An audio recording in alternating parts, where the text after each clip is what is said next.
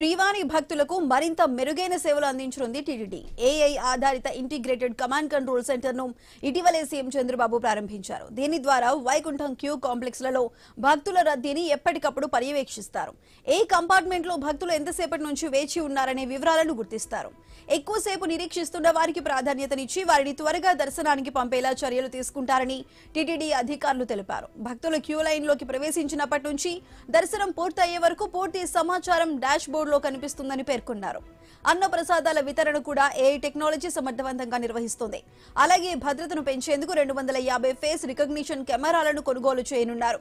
నేర చరిత్ర ఉన్న వారి డేటాను దీనికి అనుసంధానం చేసి అనుమానితులను సులువుగా గుర్తించేలా చర్యలు తీసుకుంటున్నారు.